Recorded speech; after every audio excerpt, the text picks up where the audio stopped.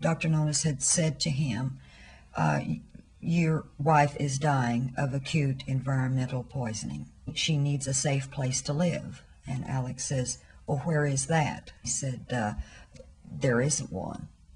You'll have to build it. I was working in a hospital, and they did a remodeling project, and at that time all of our patients were getting sick, and I ended up having a heart attack at age 28. Everyday items that had not been a problem for me now were very overwhelming for me and just made me so sick. That's me, right before I got sick in 1986. When I was singing in Boston area clubs, I was soon to experience disabling fatigue and intense flu-like symptoms. Everything around me seemed to be making me sick. My whole life as I knew it completely changed. What's going on here? It seems that our bodies can no longer handle living in such an industrialized world. More and more people are developing an illness called Multiple Chemical Sensitivities, or MCS, sometimes known as environmental illness, or EI.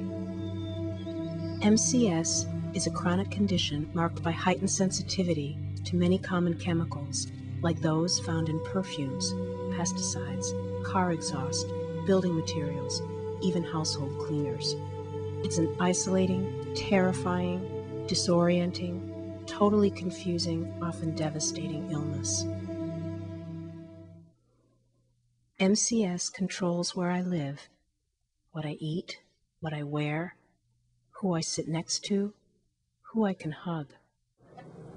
My doctor said that I needed to find an environmentally safe place to live. That search has been ongoing since 1986. This looks like a really toxic house, just from the outside.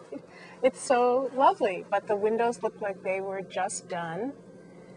It looks like it's probably chem-lawned and landscaped, and then you can see the cedar chips. You know, that stuff is really, that stuff is so bad.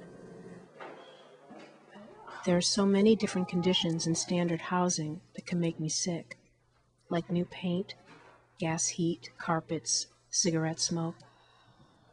It's like looking for a needle in a haystack. Well, it's totally beautiful and totally toxic.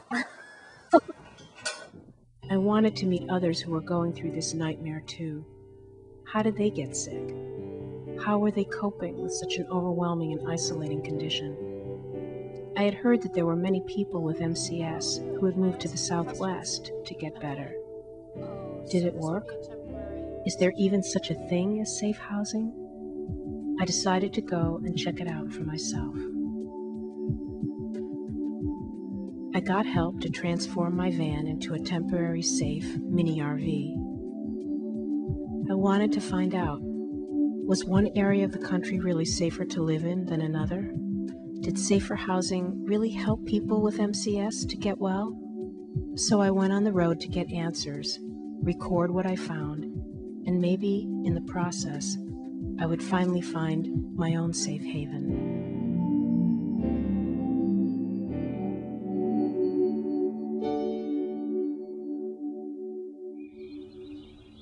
What I do is I begin my talks by asking the audience to respond to certain questions, such as how many of you have unexplained fatigue, how many of you have unexplained headaches, or how many of you have chronic sinus problems. And by the time I finish asking about 5 questions, the whole room has raised their hand. In 1991, Dr. Erica Elliott began to experience joint muscle pain, rashes, and severe fatigue. The major crux of my healing was getting out of the chemical soup. I had this house built for me in this community, which was really the beginning of my healing, to have a home that was not toxic to me. This is the HEPA filtration system and the water filtration system. And this home features the same kind of air and water purification systems that they use on the space shuttle and on nuclear submarines. And it has the capacity to move 1 million cubic feet of air every 24 hours. So you're constantly breathing clear, filtered air, which is necessary for recovery. This house was built to avoid indoor air pollution, and so it's built to catch the prevailing breeze, so you always have a breeze coming through, and it has clear story windows at the top so that as the heat rises, it goes out. It became very clear that I could not offer my clients healthy housing or toxic housing, take your pick. This building is built within the city limits, so it's a standard frame construction, but it's very different. There's no press board on the outside, there's no tar wrap around the house. There's isonine insulation, which is a spray foam insulation that has a very high success rate with chemically sensitive people. There's the comment that people say, well, it doesn't bother me. You know, I say, well, I can't go into your house because your carpeting's too new. And they say, well, it doesn't bother me.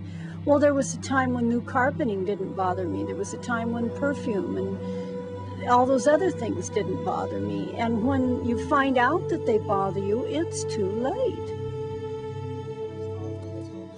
It's very clear to me now that living in an environment free from chemical exposures improves your health. I saw many different homes on this journey, met many people who've tried to create a safe place for themselves in order to get better.